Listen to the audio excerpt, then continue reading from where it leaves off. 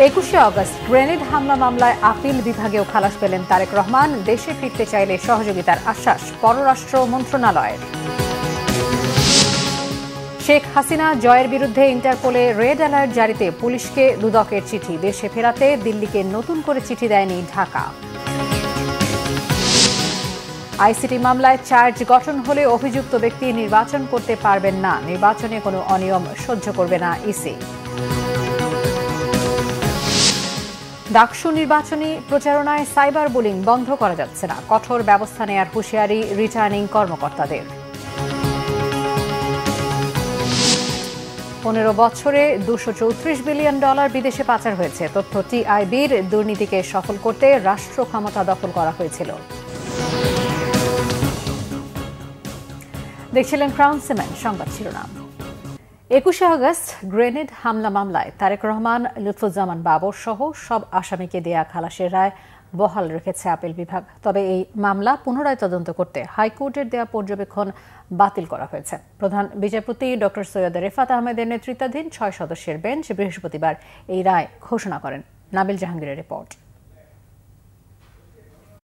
2004 সালের 21 আগস্ট আওয়ামী লীগের সমাবেশে গ্রেনেড হামলা ও মৃত্যুর ঘটনায় করা বিস্ফোরক ও হত্যা মামলায় 2018 সালে রায় দেয় বিচারিক আদালত। রায়ে সাবেক স্বরাষ্ট্র প্রতিমন্ত্রী লুৎফুজ্জামান বাবর সহ 19 জনকে মৃত্যুদণ্ড, বিএনপির ভারপ্রাপ্ত চেয়ারম্যান তারেক রহমান সহ 19 জনকে যাবজ্জীবন ও 11 জনকে বিভিন্ন মেয়াদে কারাদণ্ড দেয়া হয়।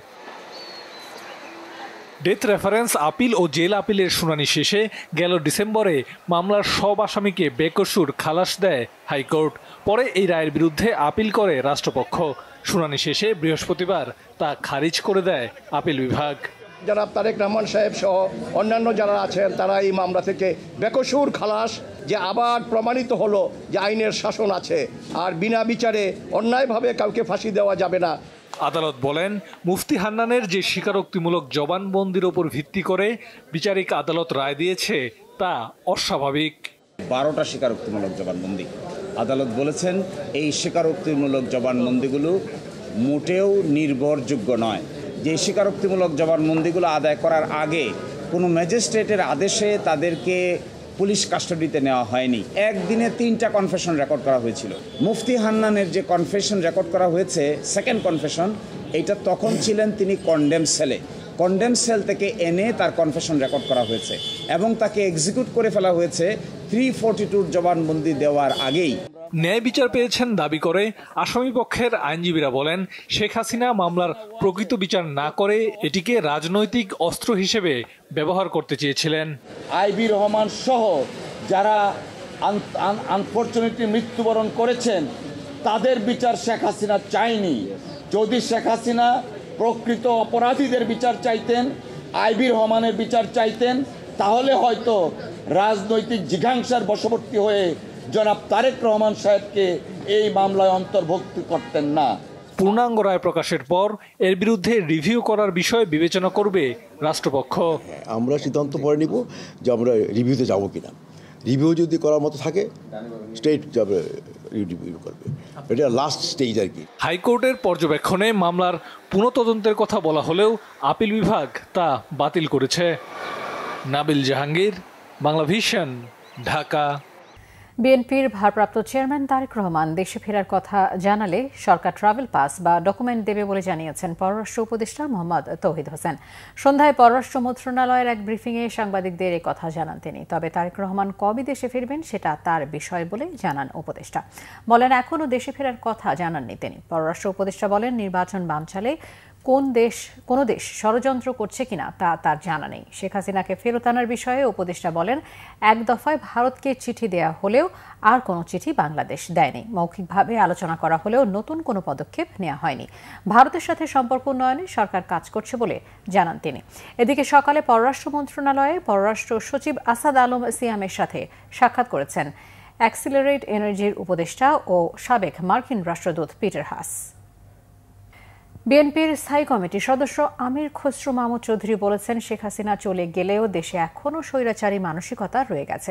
বিএনপির সিনিয়র যুগ্ম মহাসচিব রুহুল কবির রিজভী বলেছেন, প্রশাসনে ঘাপটি মেরে থাকা লোকরাই অন্তর্বর্তীকালীন সরকারকে ব্যর্থ করতে শেখ হাসিনার পরিকল্পনা বাস্তবায়নের কাজ করছে। আহমেদ সারোয়ারের রিপোর্ট। জাতীয় প্রেস ক্লাবে বৃহস্পতিবার বাংলাদেশ জন অধিকার পার্টির আলোচনায় অংশ নেন বিএনপি স্থায়ী কমিটির সদস্য আমির খসরু মাহমুদ চৌধুরী। বলেন, নতুন বাংলাদেশের জন্য রাজনৈতিক সংস্কৃতি বদলাতে হবে, সহনশীল হতে হবে এবং মন মানসিকতার পরিবর্তন আনতে হবে। সংস্কারের বিষয়ে বিএনপির এই নেতা বলেন, সব প্রস্তাবে সবার ঐকমত্য হতে হবে এমন কোনো কথা নেই। কিছু কিছু খুদে স্বৈরাচার রেখে গেছে বাংলাদেশ, যারা জনগণের উপর আস্থা রাখবে না, কিন্তু তাদের দাবি মানতে হবে, না মানলে কি হবে? আবার বলছে গণভোট দিতে হবে। ভালো কথা, আপনার দাবির উপর যদি গণভোট দিতে হয়, আমার দাবির উপরে আরেকটা গণভোট হোক, আরো 10টা দাবির আরো 10টা দাবি আছে, সকলের গণভোট হোক, বাংলাদেশের জীবনে নির্বাচন হবে। জাতীয় প্রেস ক্লাবের নার্সেস অ্যাসোসিয়েশন অব বাংলাদেশ ন্যাবের 22তম প্রতিষ্ঠাবার্ষিকী অনুষ্ঠানে বিএনপির ভাইস চেয়ারম্যান শামসুজ্জামান দুধু বলেন, বিএনপির বিরুদ্ধে গভীর ষড়যন্ত্র চলছে, নির্বাচনকে বাধাগ্রস্ত করতেই জাতীয় পার্টি ও গণ অধিকারের মধ্যে সংঘর্ষ বলেও মন্তব্য তার। বিএনপি মনে করে ডক্টর ইউনূস সাহেবের মধ্য দিয়েই আগামী জাতীয় সংসদের নির্বাচনটা ঐতিহাসিকভাবে সুসম্পন্ন হবে, কারণ ডক্টর ইউনূস নিজেই জাতির কাছে কথা দিয়েছেন। যদি সামনের দিনগুলোতে আমরা ঐক্যবদ্ধ না থাকি, একটি এক্সক্লুসিভ নির্বাচন করতে না পারি, তাহলে বাংলাদেশের স্বাধীনতা সার্বভৌমত্ব রক্ষা করা কঠিন হবে। বাংলাদেশের হয়ে দুটি আন্তর্জাতিক সম্মেলনে প্রতিনিধিত্ব করার আমন্ত্রণ পাওয়া ব্রাউনবাড়িয়া কিশোর গবেষক আহনাফ বিন আশরাফের হাতে বিএনপির ভারপ্রাপ্ত চেয়ারম্যান তারেক রহমানের পক্ষ থেকে উপহার সামগ্রী তুলে দেন বিএনপির সিনিয়র যুগ্ম মহাসচিব রুহুল কবির রিজভী। এ সময় রিজভী বলেন, শেখ হাসিনার নিষ্ঠুরতা, নির্যাতন এবং ক্ষমতায় টিকে থাকার জন্য যে রক্তস্রোত বইয়েছেন, সেক্ষেত্রে যেসব নেতা ও প্রশাসনিক ব্যক্তি দায়ী, তাদেরকে দেশ ছেড়ে চলে যাবার জন্য গ্রিন সিগন্যাল দেওয়া হয়েছে প্রশাসন থেকেই। এই প্রশাসনের ভিতরে ঘাপটি মেরে থাকা লোকরাই শেখ হাসিনার যে সুদূর প্রসারী পরিকল্পনা, সেটা বাস্তবায়ন করার জন্যই তারা কাজ করবে এবং সেই কাজ করার জন্যই তারা নানা ধরনের পরিকল্পনা তারা ভাবছে। এখন নতুন করে যতই ষড়যন্ত্র চক্রান্ত বা একটা মাস্টার প্ল্যানের পরিকল্পনা করা হোক না কেন, এরা পরাজিত হবে এবং এদেশে গণতন্ত্র ফিরবে, অবাধ সুষ্ঠু নির্বাচন হবে। আহমেদ সারোয়ার, বাংলা ভিশন, ঢাকা। শেখ হাসিনা ও তার ছেলে সজীব বজে জয়ের বিরুদ্ধে রেড অ্যালার্ট জারির পদক্ষেপ নিতে পুলিশ হেডকোয়ার্টারে চিঠি পাঠিয়েছে দুর্নীতি দমন কমিশন দুদক। বৃহস্পতিবার প্লট জালিয়াতির সংশ্লিষ্ট মামলার তদন্তকারী কর্মকর্তা এই চিঠি পাঠান। চিঠিতে বলা হয়েছে, শেখ হাসিনা ও তার ছেলে বিদেশে পালিয়ে গেছেন। ন্যায় বিচারের স্বার্থে আসামির অবস্থান চিহ্নিত করে দেশে ফিরিয়ে এনে আইনের মুখোমুখি করতে আদালত ওয়ারেন্ট ইস্যু করেছে। এদিকে রাজধানী উন্নয়ন কর্তৃপক্ষের প্লট বরাদ্দে জালিয়াতির অভিযোগে ক্ষমতাচ্যুত সাবেক প্রধানমন্ত্রী শেখ হাসিনা, তার বোন শেখ রেহানা ও বোনের মেয়ে টিউলিপ সিদ্দিক, আজমিনা সিদ্দিক রূপন্তী সহ অন্য আসামিদের বিরুদ্ধে পৃথক 3 মামলায় তৃতীয় দিনের সাক্ষ্য গ্রহণ সম্পন্ন হয়েছে আজ সকালে। ঢাকার চতুর্থ বিশেষ জজ আদালতে সাক্ষ্য গ্রহণটি অনুষ্ঠিত হয়। এর আগে মামলায় জব্দ তালিকার 44টি নথির বিষয়ে সাক্ষ্য গ্রহণ সম্পন্ন হয়। জাতীয় পার্টির চেয়ারম্যান জিএম কাদের এবং তার স্ত্রী শেরিফা কাদেরের বিদেশ যাত্রায় নিষেধাজ্ঞা জারি করেছেন আদালত। দুর্নীতি দমন কমিশনের এই সংক্রান্ত আবেদনের পরিপ্রেক্ষিতে বৃহস্পতিবার ঢাকা মহানগর ভারপ্রাপ্ত সিনিয়র স্পেশাল জজ আদালতের বিচারক ইব্রাহিম মিয়া এই আদেশ দেন। মনোনয়ন বাণিজ্যের মাধ্যমে অবৈধ সম্পদ অর্জন ও অর্থ পাচারের অভিযোগে জিএম কাদেরের বিরুদ্ধে অনুসন্ধান চালাচ্ছে দুদক। এর অংশ হিসেবে এই দম্পতির বিদেশ যাত্রায় নিষেধাজ্ঞা চেয়ে আবেদন করে সংস্থাটি। দুদকের অভিযোগে বলা হয়েছে, 2018 সালের একাদশ সংসদ নির্বাচনের পর সংরক্ষিত নারী আসনে দলীয় মনোনয়ন দিতে 18,10,00,000 টাকার ঘুষ গ্রহণ করা হয়, যার মূল সুবিধাভোগী ছিলেন তৎকালীন ভারপ্রাপ্ত চেয়ারম্যান জিএম কাদের। চুক্তি অনুযায়ী অর্থ পরিশোধ না করায় অধ্যাপক মাসুদা এম রশিদ চৌধুরীকে দলীয় পদ থেকে সাময়িক বরখাস্ত করা হয় এবং তার স্থলে জিএম কাদেরের স্ত্রী শেরিফা কাদের সংসদ সদস্য হন। জিএম কাদের জালিয়াতির মাধ্যমে জাতীয় পার্টির চেয়ারম্যান হন এবং দলীয় পদ, বাণিজ্য ও মনোনয়ন বাণিজ্যের মাধ্যমে বিপুল অর্থ সংগ্রহ করেন, যা পরে বিদেশে পাচার করা হয়। জাতীয় পার্টির কেন্দ্রীয় কমিটি 301 সদস্য বিশিষ্ট হলেও বর্তমানে 600 থেকে 650 জনকে অন্তর্ভুক্ত করা হয়েছে, যা পদ বাণিজ্যের প্রমাণ। মানবতা বিরোধী আইসিটি অ্যাক্টের আওতায় কারো বিরুদ্ধে অভিযোগ গঠন বা চার্জ দাখিল হলে নির্বাচনে অংশ নিতে পারবেন না। প্রধান উপদেষ্টার সভাপতিত্বে উপদেষ্টা পরিষদের বৈঠকে আইসিটি অ্যাক্টে এমন একটি ধারা যুক্ত করে সংশোধনের অনুমোদন দেওয়া হয়েছে। এছাড়া অভিযোগ গঠনের সাথে সাথে অভিযুক্তের সংসদ সদস্য পদও বাতিল হবে। এছাড়াও বৈঠকে টেলিকমিউনিকেশন নেটওয়ার্ক অ্যান্ড লাইসেন্সিং নীতিমালার অনুমোদন দিয়েছে উপদেষ্টা পরিষদ। পরে বৈঠকের বিষয়ে বিকেলে ফরেন সার্ভিস একাডেমিতে ব্রিফিং করেন প্রেস সচিব ও প্রধান উপদেষ্টার ডাক, টেলিযোগাযোগ ও তথ্য প্রযুক্তি মন্ত্রণালয়ের বিশেষ সহকারী ফাইজ আহমদ তাইয়েব। ফাইজ তাইয়েব জানান, নতুন পলিসিতে শুল্ক কমানোর মাধ্যমে ভয়েস ও ডেটার দাম কমিয়ে অবকাঠামো তৈরি করতে আশাবাদী সরকার। প্রেস সচিব শফিকুল আলম বলেন, আওয়ামী আমলে সাইবার ও অপটিক্যাল সেক্টর মধ্যস্বত্বভোগী ও মাফিয়াদের নিয়ন্ত্রণে ছিল।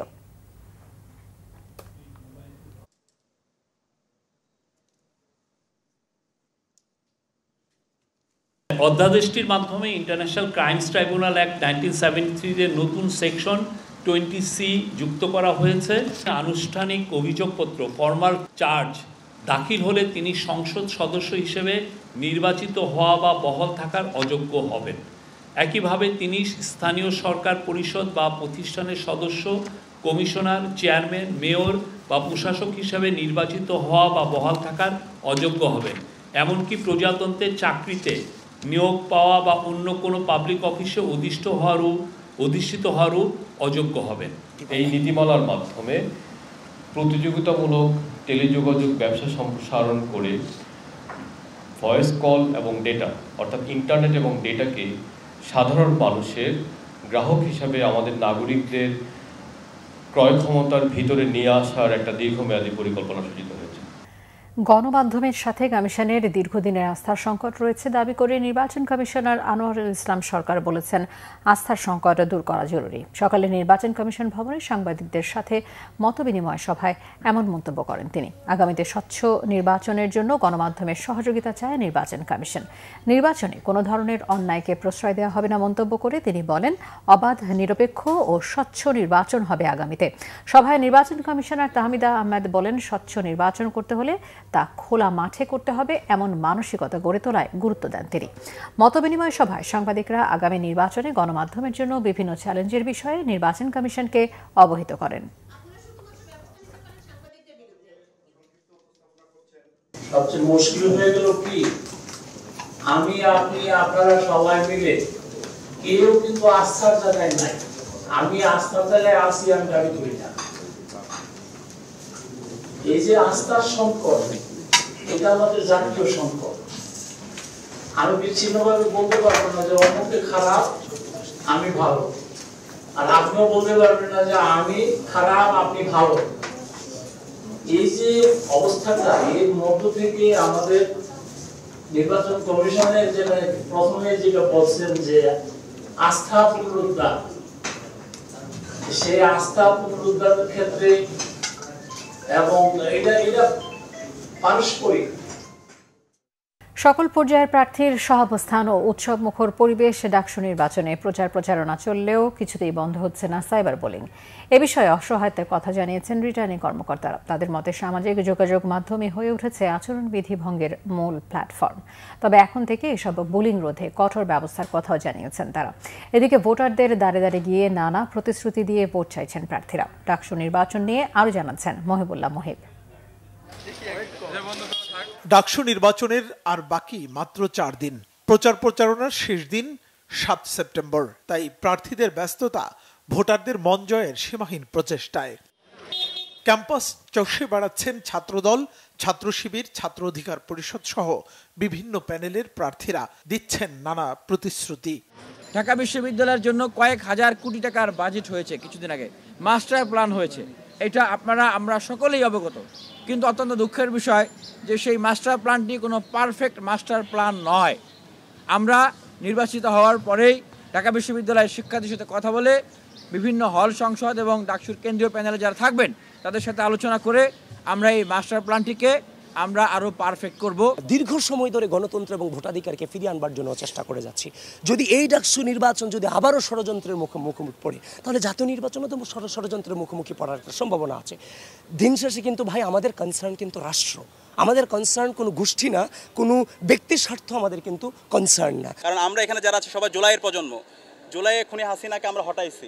সুতরাং পরবর্তীতে যারা হাসিনার এজেন্ডা এখানে বাস্তবায়ন করতে চাইবে, যারা ষড়যন্ত্র করতে চাইবে, তাদের পরিণতি হাসিনার চাইতে খারাপ হবে।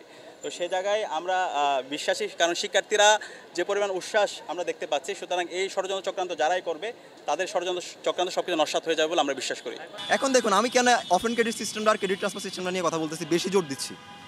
24 পরবর্তী সময়ে ডাকসুটা হচ্ছে আমাদের কণ্ঠস্বর, আমাদের হচ্ছে যে নতুন করে ক্যাম্পাসটাকে স্বপ্নের ক্যাম্পাস বিনির্মাণের একটা সুযোগ। ডাকসু নির্বাচনকে ঘিরে অতীতের মতো উত্তপ্ত পরিস্থিতি নেই ক্যাম্পাসে। সৌহার্দ্য আর সহাবস্থানের এমন প্রচারণায় খুশি সাধারণ শিক্ষার্থীরাও। এই মুহূর্তে যদি দেখেন আপনি, বিশ্ববিদ্যালয়ের প্রত্যেক শিক্ষার্থীর মধ্যে একটা উৎসাহ, মানে উদ্দীপনা বিরাজ করছে, এই আর কি। তো আশা করি যে ফেয়ারলি একটা ইলেকশন হবে। সব রাজনৈতিক দলগুলো হোক, স্বতন্ত্র হোক, সব সহাবস্থান করেই প্রচারণা চালাচ্ছে এবং প্রচারণা কোনো রকম কোনো সহিংসতা হচ্ছে না।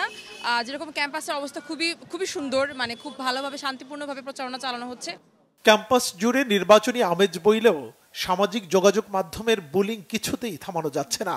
তাই প্রশাসনের স্পষ্ট ঘোষণা, প্রয়োজনে মামলা করে হলেও এসব বুলিং ঠেকাবেন তারা। এখন আমাদের আচরণবিধি লঙ্ঘিত হচ্ছে এই পেজগুলোর মাধ্যমে সবচেয়ে বেশি। আর না হয় বিশ্ববিদ্যালয়ে আমাদের আর সার্বিক যে পরিস্থিতি খুবই ভালো, সব কিছু ভালোভাবে চলছে, কিন্তু এই সাইবার বুলিং কোনোভাবেই ঠেকানো যাচ্ছে না। আমরা হয়তো আপনাদের মাধ্যমে এটা জানিয়ে দিতে চাই যে এখনও কেউ যদি এগুলো অপপ্রচারগুলো চালিয়ে যায়, এ ধরনের অপরাধমূলক কাজগুলো করে, তাহলে আমরা আমাদের শাস্তিমূলক ব্যবস্থার দিকে আমাদের যেতে হবে। ভোট গ্রহণের সময় 7 ঘন্টার স্থলে 1 ঘন্টা বাড়িয়েছে নির্বাচন কমিশন। এছাড়া বুথের সংখ্যাও বাড়ানো হয়েছে 210টি। 4 দিন নয়, কেবলমাত্র ডাকসু নির্বাচনের দিনই বন্ধ থাকবে ঢাকা বিশ্ববিদ্যালয়ের ক্লাস পরীক্ষা। মুহিবুল্লাহ মুহিব, বাংলা ভিশন, ঢাকা। রাজশাহী বিশ্ববিদ্যালয়ের জুলাই 36 সালে রাত 11টার পর প্রবেশ করা ছাত্রীদের নিয়ে ফেসবুকে আপত্তিকর মন্তব্য করা ছাত্রদল নেতা আনিসুর রহমান মিলনকে আজীবনের জন্য বহিষ্কার করেছে বিশ্ববিদ্যালয়ের শাখা ছাত্রদল। সকালে বিশ্ববিদ্যালয়ের শাখা ছাত্রদলের দপ্তর সম্পাদক নাফিউল ইসলাম স্বাক্ষরিত এক সংবাদ বিজ্ঞপ্তিতে এই তথ্য জানানো হয়। বিশ্ববিদ্যালয়ের ছাত্রদলের সভাপতি সুলতান আহমেদ রাহি জানান, অভিযুক্ত ছাত্রের বিরুদ্ধে মামলা করা হচ্ছে। এদিকে আপত্তিকর মন্তব্যের প্রতিবাদে বিক্ষোভ করেছে জুলাই 36 সালের ছাত্রীরা। বুধবার রাত 11:15টার দিকে হলের সামনে অবস্থান নিয়ে তারা 3 দফা দাবিতে বিক্ষোভ শুরু করে। এ সময় ছাত্রীরা ইফতিজারের ঠিকানা এই ক্যাম্পাসে হবে না বলে নানা স্লোগান দিতে থাকে।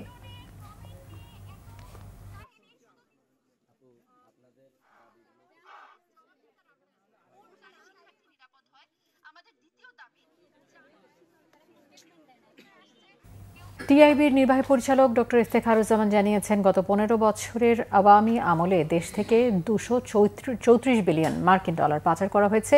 এই পাচার নিয়ন্ত্রণ করতে পারলে জাতীয় প্রবৃদ্ধি 3.4% বাড়ত বলে জানান তিনি। যুক্তরাজ্যে পাচার হওয়া অর্থ ফেরাতে ট্রান্সপারেন্সি ইন্টারন্যাশনাল এবং টিআই যুক্তরাজ্য চ্যাপ্টার দেশটির সরকারের উপর চাপ সৃষ্টি করছে বলে জানিয়েছেন ট্রান্সপারেন্সি ইন্টারন্যাশনালের চেয়ারম্যান ফ্রাসোয়া ভ্যালেরিয়া। রিপোর্ট করছেন ইমরুল কায়েস।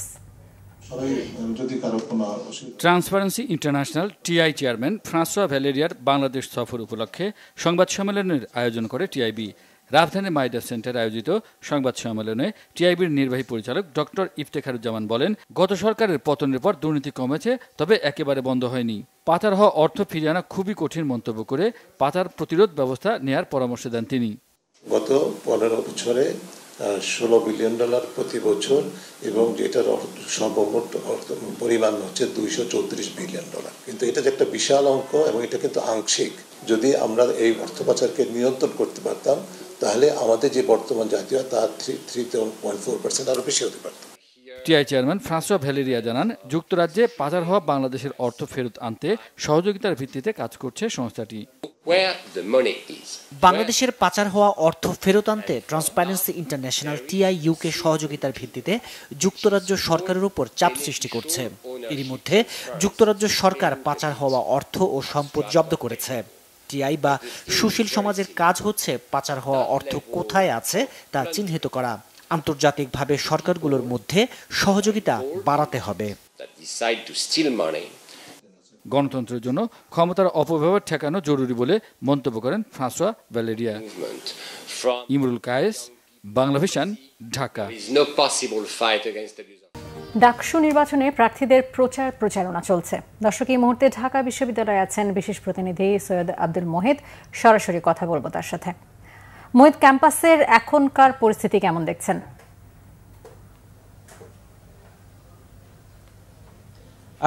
ডাকসু নির্বাচনের 3 দিন প্রচারণায় অংশ নিতে পারবেন পদপ্রার্থী যারা।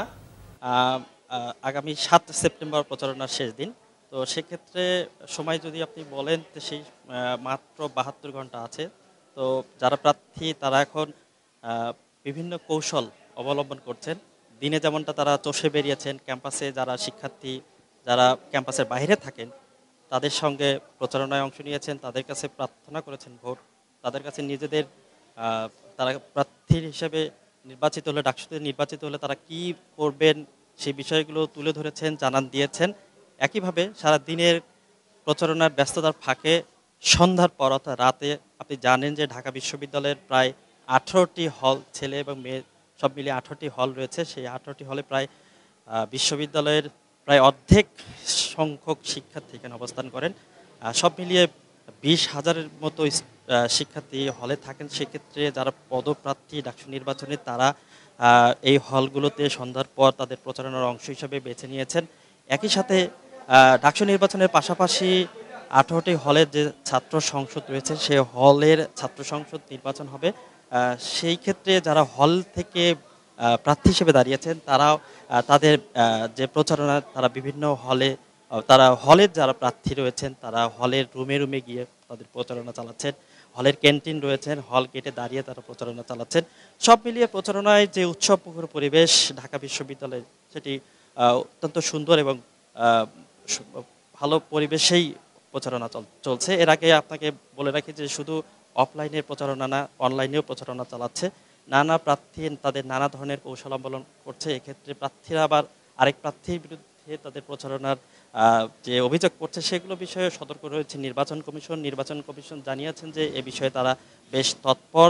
যদি কোনো ধরনের সাইবার বুলিং হয়ে থাকে সেক্ষেত্রে তারা কঠোর অবস্থানে রয়েছে। তো সব মিলিয়ে আগামী 9 সেপ্টেম্বর যে নির্বাচন হবে সেই নির্বাচনে তারা উৎসব মুখর পরিবেশ দেখতে চান। সব প্রার্থী অর্থাৎ যারা প্রার্থী পদপ্রার্থী হিসেবে অংশ নিয়েছেন তাদের সাথে কথা বলে এটুকুই আমরা ধন্যবাদ। ঢাকা বিশ্ববিদ্যালয় থেকে জানাচ্ছিলেন সৈয়দ আব্দুল মহিত। আপত্তি সত্ত্বেও পুলিশে গোপালগঞ্জ দ্বন্দ্বের কারণে দ্বিতীয়বার চৌধুরী আবদুল্লাহ আল মামুনকে পুলিশ মহাপরিদর্শক পদে নিয়োগ দেওয়া হয়েছিল।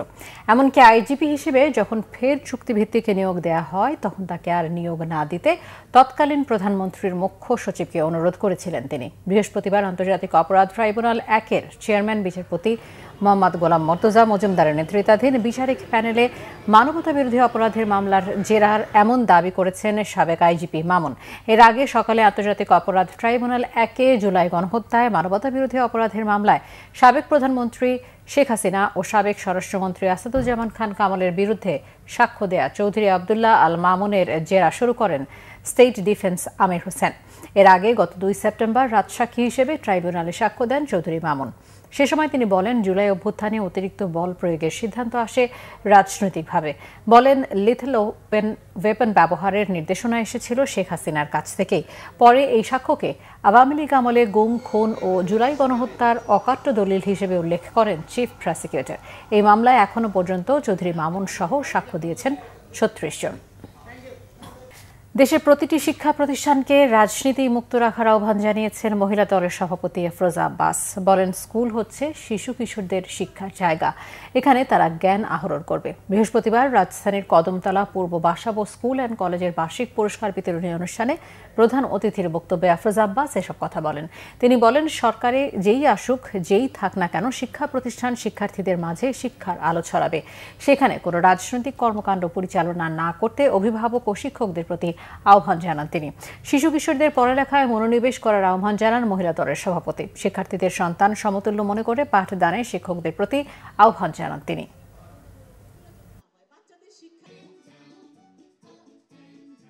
আমি আশা করব যে প্রত্যেকটা শিক্ষা প্রতিষ্ঠান রাজনীতি মুক্ত থাকুক। মানে আগে যা হয়েছে অনেক অনিয়ম হয়েছে, মানে এটা করতেই হবে বাধ্যতামূলক, এটা মানতে হবে বাধ্যতামূলক, এগুলো যেন না হয়। বাচ্চাদের শিক্ষার জায়গা, বাচ্চারা শিখবে, এখানে কোনো রাজনীতি থাকবে না। সরকার যেই আসুক যেই যাক শিক্ষা প্রতিষ্ঠানের মতোই থাকবে। বাংলাদেশ সাংবাদিক কল্যাণ ট্রাস্টের উদ্যোগে 2025-26 অর্থ বছরের প্রথম পর্যায়ে 320 জন সাংবাদিকদের মাঝে 2 কোটি 10 লক্ষ টাকার কল্যাণ অনুদান বিতরণ করা হয়েছে। অনুদান প্রাপ্তদের মধ্যে মৃত্যুবরণকারী সাংবাদিক পরিবার রয়েছে 15টি। বৃহস্পতিবার রাজধানীর তথ্য ভবনে ডিএফপির অডিটোরিয়ামে আয়োজিত অনুষ্ঠানে কল্যাণ অনুদানের চেক বিতরণ করা হয়। অনুষ্ঠানে তথ্য ও সম্প্রচার মন্ত্রণালয়ের সচিব মাহবুবা ফারজানা বলেন, প্রতিষ্ঠার পর থেকে এ পর্যন্ত কল্যাণ ট্রাস্ট থেকে সাংবাদিকদের মাঝে মোট 54 কোটি 81 লক্ষ 76 হাজার টাকার অনুদান বিতরণ করা হয়েছে। তিনি আরও বলেন, সাংবাদিকদের স্বাস্থ্যসেবায় সহযোগিতা দেওয়ার বিষয়েও সরকার কাজ করছে। তথ্য ও সম্প্রচার মন্ত্রণালয়ের পক্ষ থেকে সাংবাদিকদের সার্বিক সহযোগিতার আশ্বাস দেন তিনি। বাংলাদেশ সাংবাদিক কল্যাণ ট্রাস্টের ব্যবস্থাপনা পরিচালক মোহাম্মদ আবদুল্লাহ সভাপতিত্বে অনুষ্ঠানে আরও বক্তব্য রাখেন গণযোগাযোগ অধিদপ্তরের মহাপরিচালক ফাইজুল হক, প্রেস ইনস্টিটিউট বাংলাদেশের মহাপরিচালক ফারুক ওয়াসিফ ও সাংবাদিক কল্যাণ ট্রাস্টের ট্রাস্টি বোর্ডের সদস্য শাহিন হাসনাত। নারায়ণগঞ্জের সোনারগাঁয়ে একটি বাসায় গ্যাস লিকেজ থেকে বিস্ফোরণ ও আগুনে শিশুসহ একই পরিবারের 5 জন দগ্ধ হয়েছে। ভোর 5:30টার দিকে কাঁচপুর বেসিক পুরার বাজার এলাকায় শেখ ফরিদের 3তলা ভবনের নিচতলায় এই দুর্ঘটনা ঘটে। দগ্ধরা হলেন মানব চৌধুরী, তার স্ত্রী বাচা চৌধুরী, 3 মেয়ে মুন্নি, তিন্নি ও মৌরি। নিচতলায় ভাড়া থাকে পরিবারটি। ভোরে রান্নার জন্য চুলা জ্বালানোর সাথে সাথে বিকট শব্দে বিস্ফোরণ হয়। পরে তাদের চিৎকার শুনে আশেপাশে সবাই গিয়ে বাসার আগুন নেভায়। এরপর তাদেরকে উদ্ধার করে হাসপাতালে নিয়ে আসা হয়। বার্ন ইনস্টিটিউটের চিকিৎসকরা জানান, 5 জনকে জরুরি বিভাগে চিকিৎসা দেওয়া হচ্ছে। মণ্ডলপাড়া ফায়ার সার্ভিসের উপপরিচালক আবদুল্লাহ আল আরিফিন জানান, গ্যাস সিলিন্ডারের লিকেজ থেকে জমে থাকা গ্যাসে আগুন ধরে এই বিস্ফোরণ হয়। পুঁজিবাজারে প্রকৌশল খাতে তালিকাভুক্ত ইলেকট্রনিক্স জায়ান্ট ওয়ালটন হাইটেক ইন্ডাস্ট্রির পিএলসির সঙ্গে একীভূত হতে যাচ্ছে দেশের শীর্ষ প্রযুক্তিপণ্য উৎপাদন ও বিপণনকারী প্রতিষ্ঠান ওয়ালটন ডিজিটেক ইন্ডাস্ট্রিজ লিমিটেড। এই লক্ষ্যে 2 প্রতিষ্ঠানের মধ্যে সমঝোতা স্মারক সই হয়েছে। ওয়ালটন হাইটেক ইন্ডাস্ট্রিজ পিএলসির 46তম পরিচালনা পর্ষদ সভায় AMOU অনুমোদন করা হয়। এই উদ্যোগে ওয়ালটন হাইটেক ইন্ডাস্ট্রিজের প্রোডাক্ট লাইনে যুক্ত হবে laptop, computer, mobile phone, PCB, electric বাইকের মতো উচ্চ প্রযুক্তি সম্পন্ন অসংখ্য নতুন পণ্য সামগ্রী। এতে করে ওয়ালটন হাইটেকের ব্যবসায়িক সক্ষমতা অনেক বাড়বে, সম্প্রসারণ করবে বাজার পরিধির, কমবে পরিচালন ব্যয়। সেই সাথে দেশের ইলেকট্রনিক্স ও প্রযুক্তি পণ্য উৎপাদন খাত আরও সমৃদ্ধ হবে। হাইটেক ও ডিজিটাল পণ্য উৎপাদনের হাব হিসেবে বাংলাদেশে এক নতুন যুগের সূচনা ঘটবে। দেশের আপামর ক্রেতা সাধারণের হাতে সাশ্রয়ী মূল্যে সর্বাধুনিক প্রযুক্তি পণ্য তুলে দিয়ে ব্যাপকভাবে প্রশংসিত ও জনপ্রিয় হয়ে উঠেছে ওয়ালটন ডিজিটেক। এই একীভূতকরণের ফলে উচ্চ প্রযুক্তি সম্পন্ন পণ্য উৎপাদন খাতে বাংলাদেশ আরও সমৃদ্ধ হয়ে উঠবে বলে আশা করা হচ্ছে।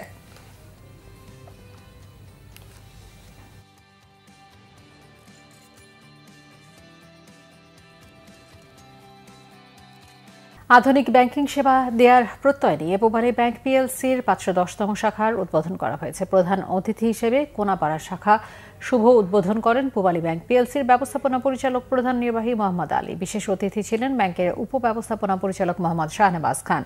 সভাপতিত্ব করেন ব্যাংকের ঢাকা দক্ষিণ অঞ্চলের অঞ্চল প্রধান ও উপ মহাব্যবস্থাপক মোহাম্মদ রফিকুল ইসলাম। এ সময় ব্যাংকের সদরঘাট শাখা প্রধান ও উপ মহাব্যবস্থাপক মৌসুমী রানী সাহা, সহকারী মহাব্যবস্থাপক মোহাম্মদ মিজানুর রহমান সহ ব্যাংকের ঊর্ধ্বতন নির্বাহী, স্থানীয় ব্যবসায়ী, বিশিষ্ট ব্যক্তি, গ্রাহক ও শুভানুধ্যায়ীরা উপস্থিত ছিলেন।